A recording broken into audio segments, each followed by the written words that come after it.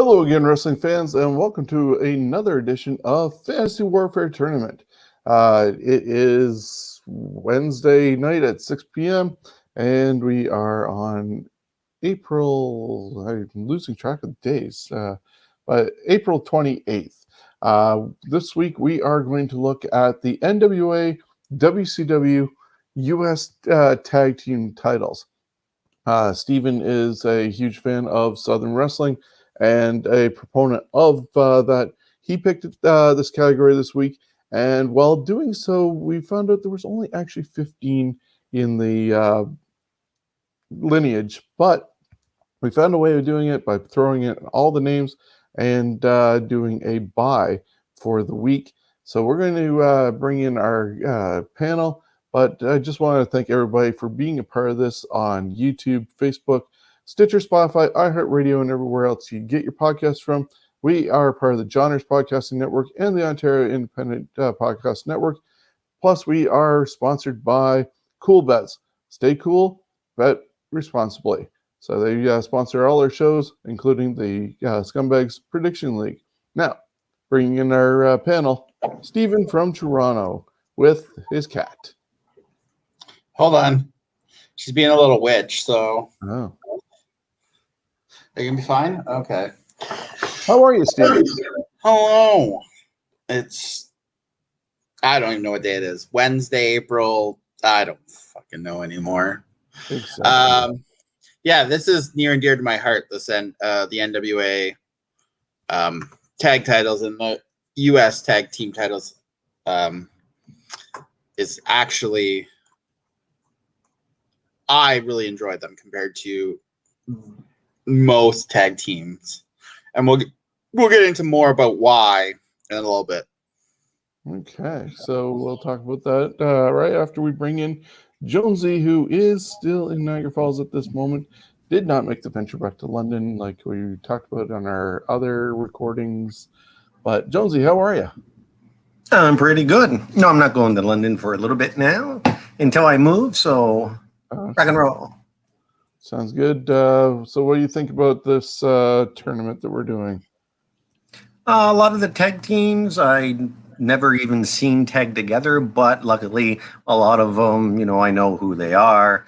So in some of them, looking at how many titles they held with other tag teams in that, like the Barbarian, holy crap, he held a lot of titles and tag titles with other people.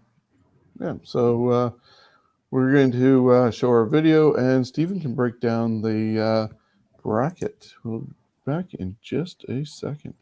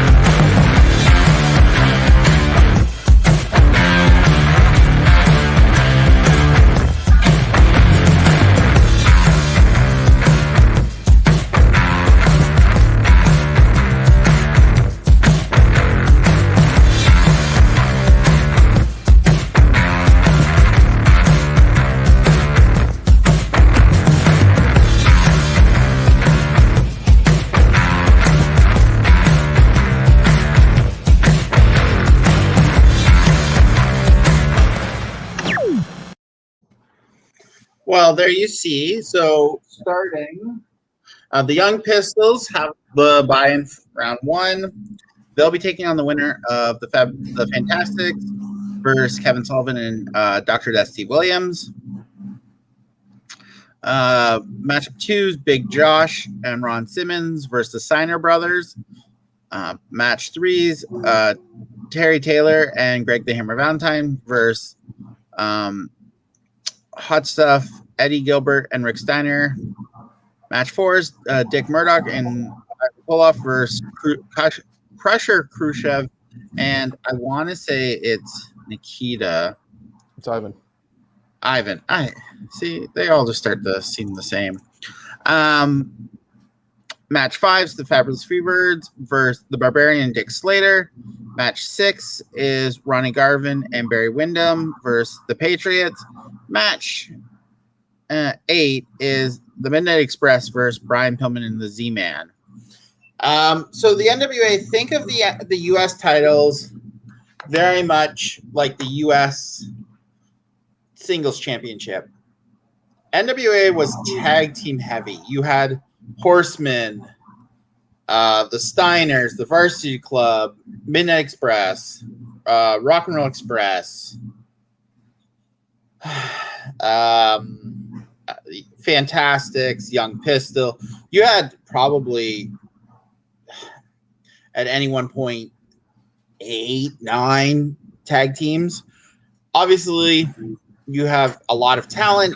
You can't just have one tag team title because it would be tough for the Midnight Express, say, going after the Horsemen, or the Rock and Roll Express going after the Young Pistols. It just wouldn't match.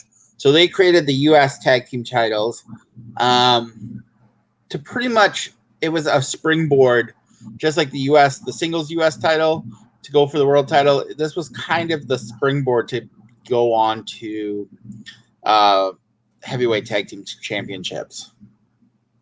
Yeah, so just looking at a little bit of their history, the NWA took a lot of the titles because you told us earlier they were spread out throughout the different territories, but Jim Crockett ended up combining a couple of them and made the NWA United States Tag Team Championships, and they started their lineage at September 28th, 1986, and it was part of a tournament.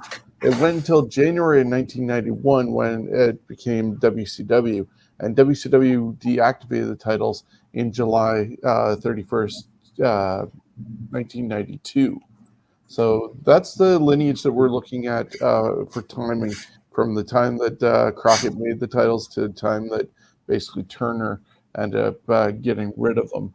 And yeah, as I said at the beginning of the show, surprisingly, only 15 title holders over, let's just look, 19 different title reigns. So we loaded up the 15 teams, shuffled them up, and the bracket spit out with the Young Pistols getting the bye. So just a quick thing about the Young Pistols so that we know what's going on with them and what to expect in their next matchup.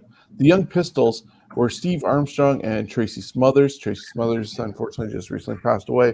And, of course, Steve Armstrong, the brother of Road Dogg Jesse James, Brad Armstrong, and Scott Armstrong, who's a referee now still with WWE. They won their titles on November 5th, 1991 on WCW Main Event, beating the Patriots for the championship. That match actually aired, though, December 15th, 1991. So it was almost well over a month before it actually made air. And they had just that one title reign and held it for 70 days. So they're going to go against the second matchup, which is going to be, or the first official matchup. And Stephen, you can take this one with the Fantastics taking on Sullivan and Williams. Dr. Death. Oh, hold on. My computer froze. One moment, please. So Kevin Sullivan and Steve Williams, known as the Varsity Club. Rick Steiner was in there too. Mike Rotunda. Oh, Lord. That was really the Varsity Club. They were all true athletes, all with a university wrestling or sports background. They were, I don't know, they were a weird mix if you look at it. Like Kevin Sullivan, it was obviously before he lost his godforsaken mind. Rick Steiner, obviously before the Steiner Brothers. Mike Rotunda. Who am I missing? And Dr. Death Steve Williams. They're all kind of, you wouldn't think of that being a mix of teams. They are one-time U.S. Tag Team champs. Beat the Fantastics September 26th of 1988 at Starrcade 1988. Held it for 64 days and actually lost it to Eddie Gilbert and Rick Steiner because Steiner had to sub for, oh Lord, I forget who, but he had to sub, and then it was a weird, because Steiner basically, that's when he turned on the Varsity Club. And the Fantastics. Bobby Fulton and Tommy Rich.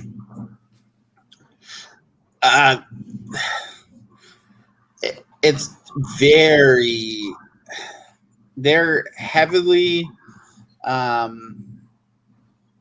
off of the Fabulous ones.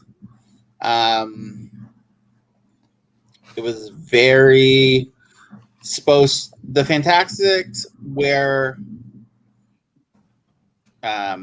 managed by Jackie Fulton because they were really a play up on the Fabulous ones because they really wanted a new tag team to fit that mold.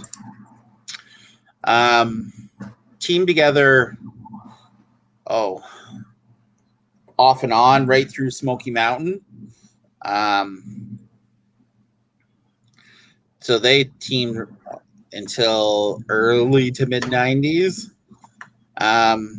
Two-time U.S. Tag Team Champions. Number one, they beat April 26, 1988. They beat the Midnight Express on a Worldwide Wrestling. Held it for 75 days before losing it back to the Midnight Express. It was then vacated, and then the Fantastics won in the tournament, in a tag team tournament finals, defeating Eddie Gilbert and Ron Simmons. December 7, 1988, at Clash of the Champions Seasons Beatings, they held it for 19 days. I'm going the Fantastics. I've seen a ton of their work. They're a great tag team. The Varsity Club was great, but they didn't have the same. So I'm going the Fantastics. Jonesy. I would have to go with the Fantastics as well, as they won it 2 times and held it much longer than the Kevin Sullivan and Steve Williams did. So I got to go with them. Yeah, I think this is going to be a clean sweep. I just think whenever you look at the Varsity Club or whatever, hearing JR's talk about them, whether it was in his books or on his podcast, and the Varsity Club, I think he described it in the Irwin Shyster edition, was basically athletic guys and the devil in a bathrobe. So, kind of a little bit misfits there. The Fantastics were an actual team, so I'm going with them on that one. Jonesy, we have the next matchup being Big Josh and Ron Simmons, against the Steiner Brothers. Yeah, actually, I didn't know that Big Josh, Matt Bourne, Doink, actually teamed up with Ron Simmons way back then. Definitely going to have to go check that out. So Matt Bourne, Big Josh is 5'10", 243 pounds, and Ron Simmons is a tall 6 foot 2 inches, and they held the championship once for 34 days. I'm sure Steve can talk a lot more about them. I know Matt They Bourne's were, a decent wrestler, but how they melded together, I don't know. it was more of a, they needed a tag team at that point, and if you look at the two of them, they like two big guys that basically they needed to take the titles off of the Young Pistols, and they needed someone to basically be a transition to Terry Taylor and Greg Valentine because Tracy Smothers, I believe, in the Young Pistols quit. Basically said, "I'm done today." Wish I could do that someday. I'm done. Okay, and then of course the Steiners. This is kind of a no contest, somewhat. Ron Simmons, of course, he's got a great resume. Matt Bourne, he's got a decent resume when you consider he played Doink, but you look back at all the titles that he did win and where he's been. It's a little closer than I would have thought, but the Steiners definitely for me. I mean, it's no contest. They held it for 225 days, and the list of other belts that they won. Mind you, this is earlier in their career. Or would this be considered their peak? No, this is early. All right. Steiner. If you go back and watch them with the U.S. Tag Team titles, they're like early, still very green. Rick had been in the business probably at this point 6-7 years. Scott maybe a year and a half, 2 years. So think Scott Steiner, full of, he was still a big boy then, able to do the Frankensteiner and green as grass. It's a dangerous combination. Oh, so he was doing the Frankensteiner back then. Yep. Yeah, towards the towards the later part of their U.S. title, he realized he can do it, and someone should have told him no to start with, because he was a little green, so he's a little dangerous still. Yeah, now he's just very experienced and still dangerous. Just because of now his he's just scary and steroided. But he owns the Shoney's, or at least did, up until recently. So, Jonesy, just to clarify, you're going with the Steiner Brothers? Yes, I am on this. Okay. So, just looking at the two titles, Big Josh and Ron Simmons got it January 14th, 92. WCW main event, held it for 34 days only.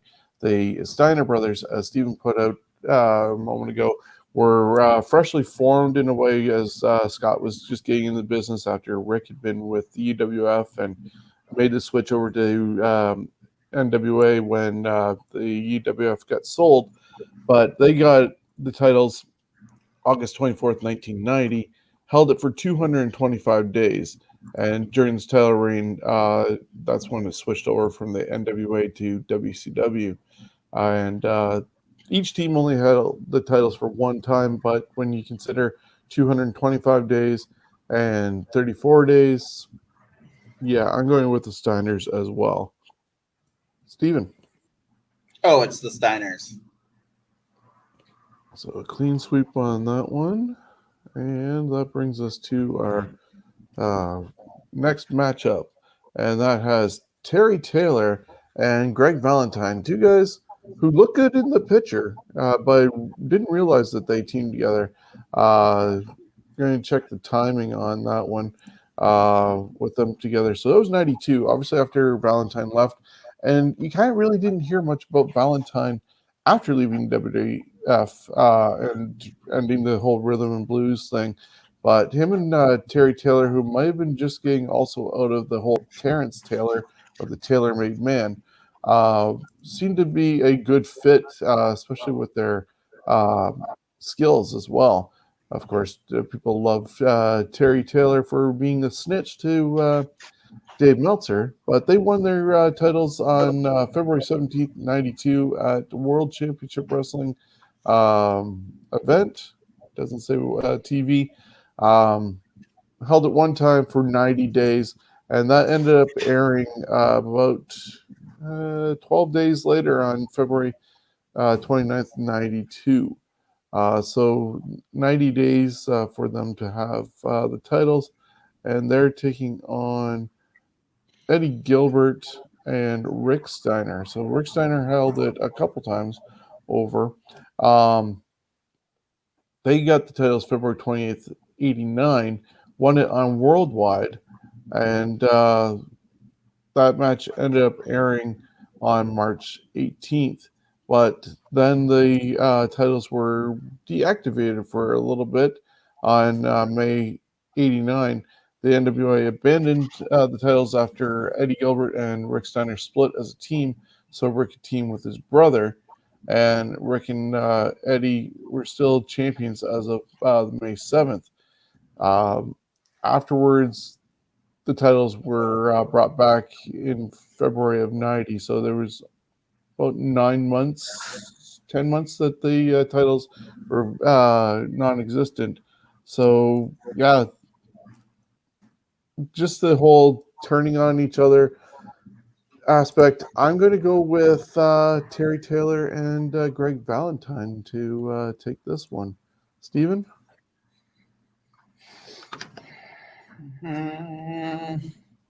I'm going Terry Taylor and Greg Valentine as well.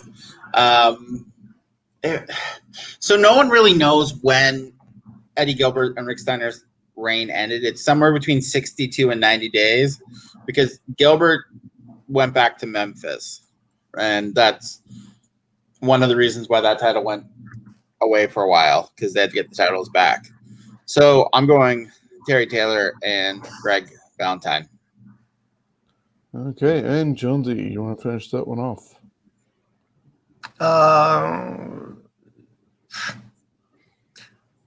Actually, you know what? I'm going with Eddie Gilbert and Rick Steiner, simply for the fact that Steiner, if you looked into the future, what he accomplished, and you know, Terry Taylor, Greg Valentine, they didn't get the height of where they should have gone. Okay, so there's that one. We'll just save that there. And Steven, you get to go with this next matchup, which going to go psychic on this one. I think Ivan Koloff is moving on to the second round. Yes. Just a guess. But who's he taking with Ivan? him? So Ivan and Dick Murdoch and Crusher Khrushchev and I. So this is where things get a little more complicated because Crusher Khrushchev, Barry Darsow, the Russians, Khrushchev and Koloff, were a great tag team. Especially if you go back and watch the NWA days, you would love them. Very much in that nasty heel Russian, everyone is evil. They won them September 28th, 1986 in a house show in Atlanta, Georgia. Held them for 72 days. It was a tag team title final against the Kansas City Jayhawks, Dutch Mantel and Bobby Jagger. Yeah, I know. Then they lose them to Ron Garvin and Barry Windham. And then, so Crusher Khrushchev basically left. So that's why they had to, Dick Murdoch basically stepped in. They won them March 14th, 1987. Held them for 21 days. Murdoch was actually suspended from in-ring competition by the NWA after performing a brainbuster on Nikita Koloff on the concrete floor. As a result, Ivan and Murdoch, they were stripped of the titles. Also, Dick Murdoch was going over to Japan. So instead of taking the titles, I'm going Crusher Khrushchev and Ivan Koloff. Dick very convoluted. Murdoch. I didn't know much about Dick Murdoch, and the first real introduction I got to Dick Murdoch was at one of the Royal Rumbles where the Cheeto eating fat guy came up, and you could tell he was a tough guy, but he looked past his prime. I got to go with Crusher and Ivan also for the fact of Murdoch and Koloff only held belts together once, where Crusher and Ivan held like 3 or 4 times in the NWA, but different versions. They won a tournament, the 6-man tag, of course, with Nikita. So I got to go with them. You're going with who? Crusher and Ivan. Crusher and Ivan. Okay.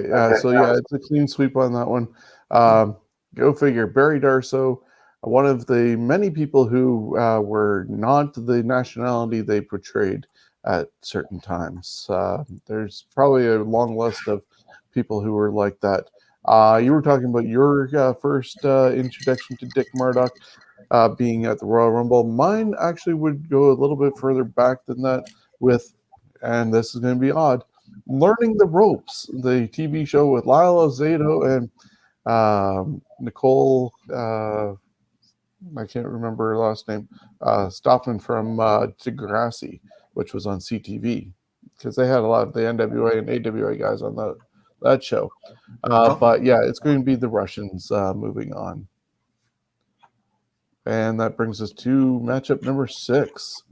Freebirds versus Barbarian and Dick Slater. Dirty Dick. All right.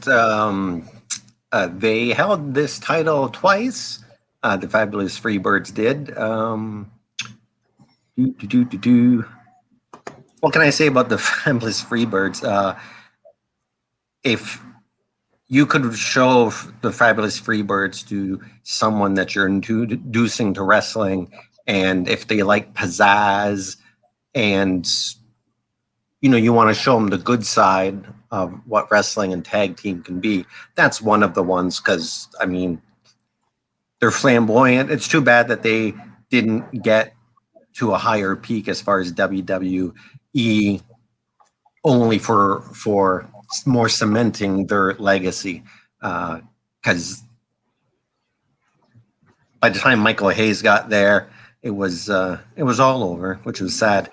So really, when Michael Hayes came in the WWE, I didn't really know who he was until the internet started really coming out. They did hold tons of other titles. They've special awards and all that. Of course, Steve can add more about them if he wishes. And then Hayes and Gordy, you look at the amount of tag belts and that they held. And then there's the Barbarian and Dick Murdoch. Personally, Dick Slater. Oh, Dick Slater. I'm sorry. Okay, Dick Slater. Well, it pretty much stays the same for me. Those two, I'd actually rather go against the Fabulous Freebirds in a tag match than having to face the Barbarian and Dick Slater. Even though they only held it for 36 days and the Fabulous Freebirds held it twice, 85 days and 34 days. I know the better tag team is the Fabulous Freebirds, but you know what? I'm throwing the Barbarian and Dick Slater a bone, because that is a good tag team that you could throw anywhere and they're going to put on a decent show. Wow, I'm actually surprised by that vote. Well, my confidence is you're both going to definitely vote for the Fabulous Freebirds. So I'm going to throw the Barbarian and Dick Slater a bone, because they do deserve it. Yeah, well, there you go. The Freebirds won their first one after the titles had been vacated by defeating the Young Pistols in a top contenders match. That was in St. Petersburg, Florida, at Super Brawl 1, May 19th, 1991. Held it for 85 days, losing them to the Patriots, which we'll talk about in the next matchup, I believe. And then they ended up winning it a second time from Taylor and Valentine on May 17th, 92 at Wrestle War 92, Jacksonville, Florida, 34 days, losing it to Dick Slater and Barbarian. And looking at them, Dick Slater and Barbarian beat the Freebirds for it, held it only for 36 days, and then the titles got vacated because on July 4th, 1992, edition of WCW Saturday Night, Bill Watts announced that the company would be looking to consolidate the WCW World, NWA World, the U.S. Tag titles, and focus on one championship team. Watts deemed that whoever held the U.S. Tag Team titles at the end of July would be the final title holders. The championship was then deactivated during the Barbarian and Slater's title reign on July 31st, 92. Barbarian, one of the toughest guys around. There's always talk on Tony Schiavone's podcast about how Barbarian had quite the way with people, and also Dick Slater, rough and tough Texan, wouldn't want to cross paths with him. But the Freebirds, total mix of athleticism and showmanship. They probably would not have survived in this day and age of politically correctness, especially with not being able to have the stars and bars all over them. But Southern style that they had, and Bad Street USA is getting my vote. Steven, you're a tiebreaker. Oh, it's the Fabulous Freebirds. They were one of the first tag teams to ever have music to come out to for their entrance. The Freebirds, big time. And hey, they were also on the beginning of the movie Highlander in one of their very rare appearances with the WWF before they went down south. But we're going to go on to our next matchup. We changed the graphic here, and we have Ron Garvin and Barry Windham versus the Patriots. So Ron Garvin and Barry Windham, looking at their status, just scrolling to it. Ron Garvin and Barry Windham ended up beating Crusher and Koloff on December 9th, 1986, edition of NWA Pro Wrestling. And that aired on December 13th, 86, held it for 95 days. They ended up dropping the titles to Dick Murdoch and Ivan Koloff on March 14th on an episode of World Championship Wrestling. And then we look at the Patriots, which is Firebreaker Chip and Todd Champion. Kind of a wacky little combination there. You'd think they were in WWE with all the different jobs that they had at the time, because WWE was having garbage men and plumbers and all this other stuff, and WCW came up with their own version with the Patriots being Todd and Firebreaker Chip.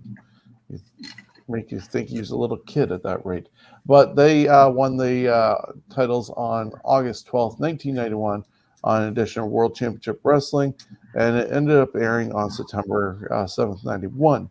They held it for 85 days, but they beat the Freebirds to get those titles and ended up dropping them to the Young Pistols on November 5th, 91 on an edition of WCW Main Event. That ended up airing on December 15th, 91. Just looking at the fact that the Patriots 85 days, Garvin and Windham 95 days, so there's pretty even on them. But Garvin and Windham were two rugged guys and rugged Ronnie Garvin, yes, no pun intended on that one. But two guys who were legit tough guys that I would rather see them than these cartoony air flight attendant and kid playing a fire truck going at it. So, yeah, Garvin and Windham are getting my vote. Steven. I'm going, as you call them, it's the Patriots. They were actually a tag team. They actually wrestled quite a bit. Todd Champion was like an Air Force pilot, I think, and Firebreaker Chip, obviously fireman. Yes, it was very corny, but no, that's actually a good tag team. If you can find footage of them, they were actually not bad of a tag team. But yeah, I'm going Garvin and the Patriots. Oh, Okay, crap. so Jonesy, I don't you give get a to fig pick one. about either one of these, but now I have to look at the Patriots because to give this justice, because I'm just bringing up the names here.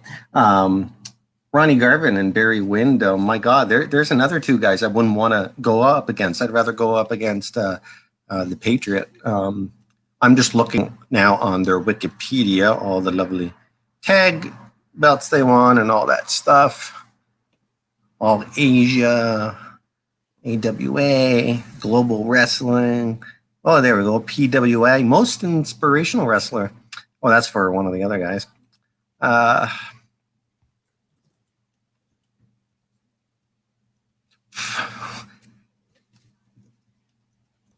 You know what? I'm gonna have to go with what I was gonna go with. It could be bad, but I gotta go with Barry Windham and Ronnie Garvin.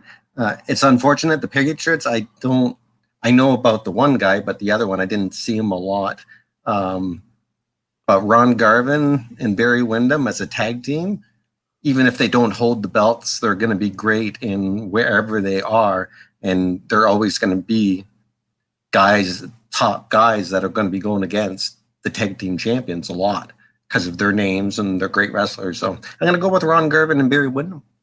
Okay, well, there you go. Definitely take Steven's advice and check out some Patriots footage if you get a chance. Probably on WD Network or hiding places on the internet. Steven, our final It's on YouTube. final match of our first round. Midnight Express versus Pillman and Z-Man. So the Z-Man and Brian Pillman were put together specifically for a feud with the Midnight Express before what's his name? George Scott screwed it up. Pillman and Z-Man won the U.S. Tag Team Champs in a tournament, defeating the Fabulous Freebirds. They held them for 96 days. That was February 12, 1990. They lost them to the Midnight Express. Now, let's get real. We all know my love for Jim Cornette and the Midnight Express. So, these guys were the best tag team ever. They just are. Fight me if you don't like it.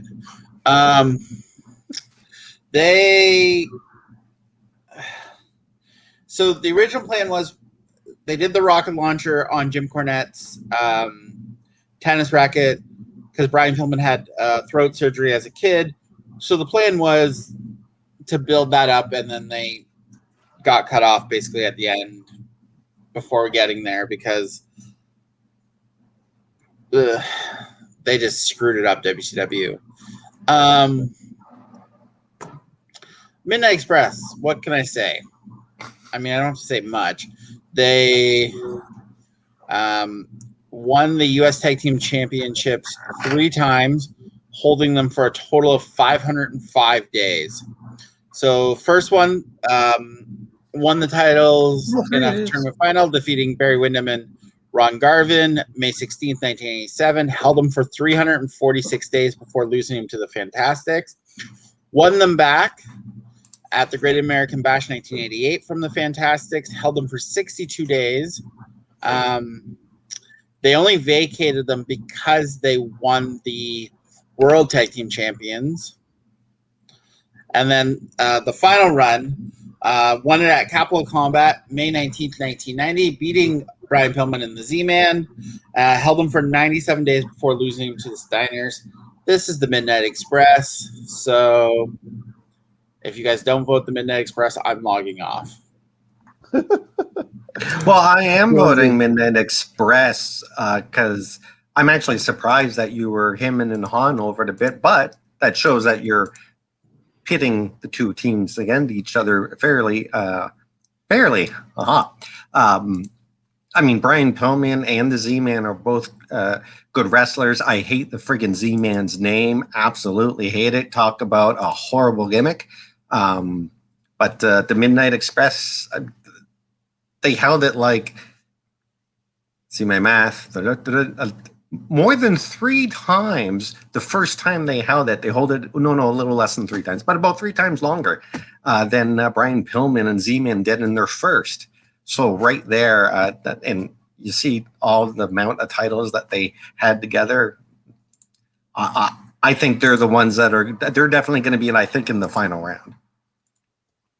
Yeah, I am also going with the Express because, well, you can't beat 3-time champions and 500 plus days with the titles. We'll have to see if somebody can do so, but that'll be probably in later stages. So that concludes our first round. Steven, you want to break it down for us? Break it down. Dun, dun, dun, dun, dun, dun.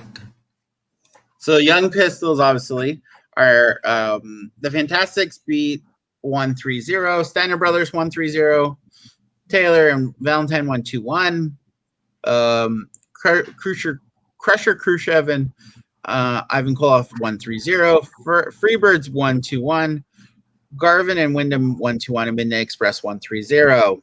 Setting up second round is Young Pistols versus the Fantastics, Steiner Brothers versus Taylor and Valentine, Khrushchev and Koloff versus the Freebirds, Garvin and Williams versus the Midnight Express. There you go. Anybody surprise you that did not get out of the first round? I'm going to guess in Steven's case, you're thinking the Patriots. That doesn't surprise me because I know you guys aren't as hardcore NWA followers back in the day, so it doesn't surprise me that much. Because unless you are hardcore into following the NWA, it tends to just. I got infected by the WWF bug real quickly, and all other wrestling looked weird. Well, and that's if you watch the NWA to start with, and then you go to watch the WWE, you're like, something is not right about this. I kind of do like the old TV studio days early of the Saturday night. To me, that's why I really like the NWA power for bringing that feel back.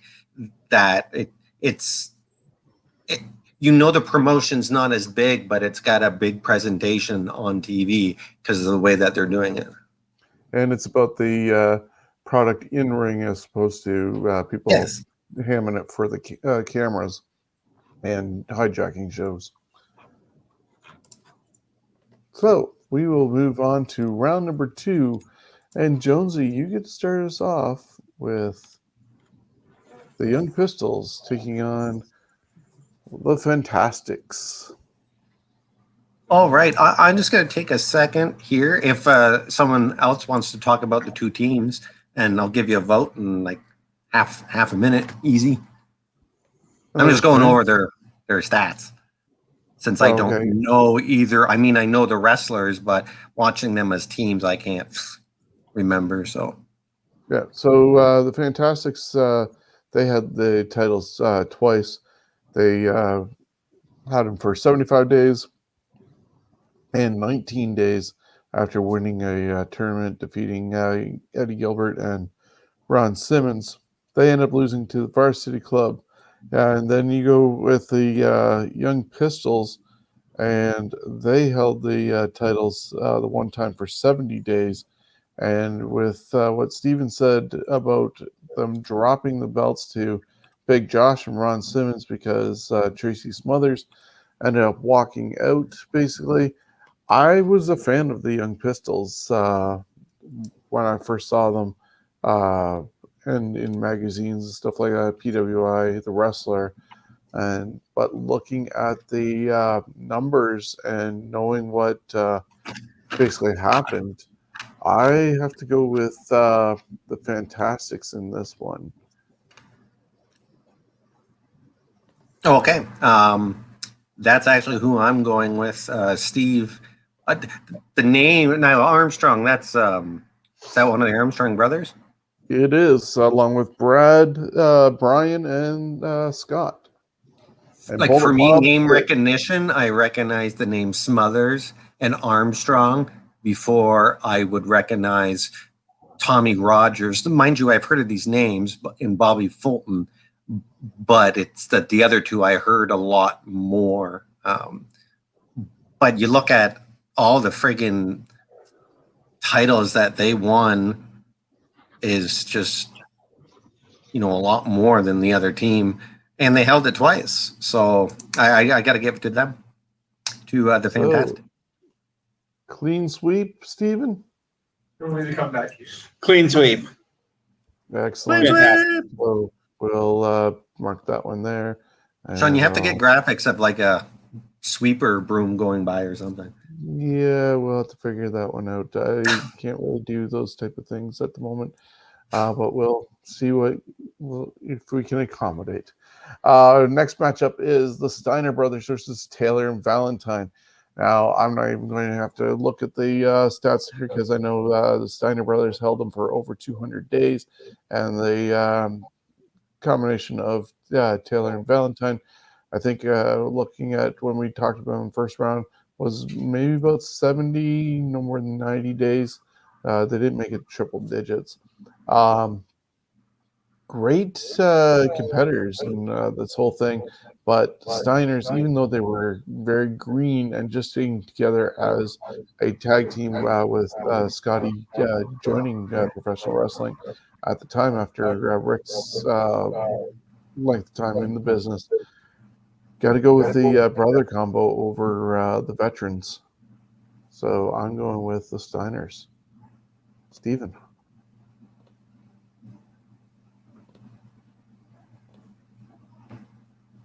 Are you on mute?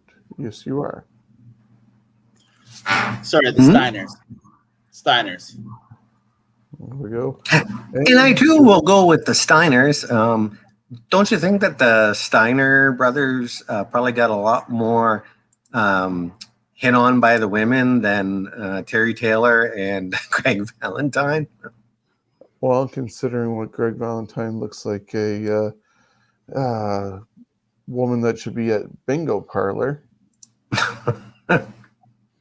I would probably agree with that sentiment. So, we're going to go on to the next matchup then with the Steiner brothers going forward. And that's not the right one. It is the Russians against the Freebirds. Definitely the Freebirds. Okay. Arc. Well, favoritism, I want to go to the Crusher and Ivan Koloff because, again, that type of wrestling, it's like watching certain old movies or a VHS copy of something where I want to watch a clearer, better lighting, clearer, television. I'm not really making sense on that, but you know what I mean? Where the Fabulous Freebirds. Anyways, I'm getting my words mixed up. Damn it. I really like Kirshner and Koloff, but the Fabulous Freebirds are the better. It's like which one you go with, the better that I would say they're the better tag team. So I'm gonna have to go with them. Even though the other team, hot damn, I wish that team would have gone over to the WWE. That would have been awesome. So your vote is for the Russians? No, it is not. It's for the Fabulous Freebirds. Oh, okay. Sorry. I'm trying to talk myself into voting for them, but I can't in good conscience because the Freebirds are just the better team. It is going to be a clean sweep for the Freebirds on this occasion. Yeah, just a more cohesive unit with them. Of course, imagine 6-man tag. You're throwing in Nikita would be a really good matchup, but we're going to go with the Freebirds advancing. And our final matchup is Garvin and Wyndham against the Midnight Express. And is that Jonesy? Yes. Midnight Express. I mean, they held it 3 times. Garvin and Wyndham, I like them both, more Garvin than Wyndham. I remember a lot of good Garvin matches, but better tag team. Got to go and been together a hell of a lot longer. I got to go with them, Midnight Express. Yeah, and yeah, it's going to be hard to take out the Express, but yeah, I'm pretty sure it's going to be a clean sweep on this one, Steven. Clean sweep. It's the Express. Okay, there we go. Bring that bracket back up.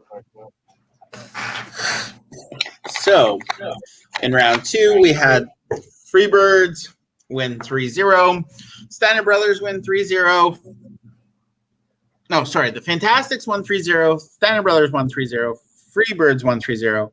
Express won 3-0. Setting up Fantastics versus Steiner Brothers and Freebirds versus Midnight Express in the semifinals. There we go. And so I get to start the semifinals with the Fantastics against the Steiners. Now, Fantastics held the titles twice, but nowhere close to getting to the 200 plus days of the Steiners. I would just want to see who they beat on this one. The Steiners beat the Midnight Express to get their title, but then had to vacate them when board of director spokesman Grizzly Smith, as a result of Steiner Brothers winning the World Tag Team Championships. So that's why they had to drop them with the not being able to hold 2 titles at one time. So that's why they're not there. And we're looking at the Fantastics. They won in a tag team tournament, and they won. Where's their second one? Did they have a second one? Yes, they did. The first one was actually against the Midnight Express, taking the titles from them. So it's wow. Actually, you're getting close. It's about 169 days versus 225, and both got the titles from Midnight Express. Oh, this is a tough one. I'm going to go with the Steiners, even though the Fantastics won them twice. Steven. I'm actually going the Fantastics. Steiner Brothers, great tag team, but never really. Yeah, they held them for 225 days. When you tell it, direct it towards me too of why I should vote for the Steiners over the Fantastics, because I'm not as familiar with the Fantastics. So the Fantastics, great Southern tag team. They would be much more of that middle road where the Steiners, they took these titles, and they end up moving on to the bigger and better championships. The Fantastics were never going to move past the U.S. Tag Team Championships. I mean, either one's a great choice. I just prefer the Fantastics when it comes to the U.S. title compared to if we were talking a bigger title, then it'd be the Steiners. All right. And so your vote, Jonesy. Well, I'm just thinking, which is dangerous, but in some things they're not close at all, and other things they are. Like team history, as far as long as they've been together, the Fantastics been together for like 25 years. So Steiners have been together for like that long as well. Besides that, the Steiners have done a lot more, made a bigger name for themselves. But I understand what Steve's saying as far as representing who's better to represent the U.S. tag and what it meant, and some teams that wouldn't make it any further than that. It's not like the Fantastics are chumps. So in the spirit of fun, where I don't think the Steiners are in the top 5 of best tag teams, I'd say they're definitely in the top 10, but not in the top 5. I'm gonna give it to the Fantastics. There we go. Okay. And then I kind of want to see Steve squirm on choosing between the Fantastics and the Midnight Express. Because that's it's not going to be hard for me. Oh. So this is me. The Freebirds of Midnight. It's easy for me. It's the Midnight. They held them for 500 and something days. It's the Midnight. They did have them 3 times, yeah. And you know that 500 some odd days is about 25% of the time that the U.S. belt was around. They held it for 20 to 25% of the time. Mm-hmm. But the Fabulous Freebirds are so much louder, and actually not really. Anyways, yeah, I gotta go agree with Midnight Express over the Freebirds. 2 iconic teams show, or the fact that they have one of the best managers and legacies. Yeah, not that my vote matters, but yeah, Midnight Express are moving on, which sets up our final. So we had Fantastics beat Steiner Brothers 2-1. Midnight Express beat the Freebirds 3-0, setting up a finals of Fantastics versus Midnight Express. There we go. And so, yeah, just want to take that part down. And Jonesy, you get to decide Fantastics or Midnight Express. I just don't have the Midnight Express of there we go, all the tag teams that they won. Holy fuck. That's a lot of tag teams. I don't know where it went on my screen, but anyways, yeah, I mean, I have to go with the Midnight Express. They held it for 3 times, and the fact that, yeah, these guys, may not have. I gotta go back to the damn screen here. Held like the WWF title or the WCW title. It doesn't look like they held, but they held a lot of the other big ones, and that. And the Midnight Express made it on to WWE TV many times. So I got to go with them over the Fantastics. There we go. And yeah, I'm going to have to concur with that, which means our winner is definitely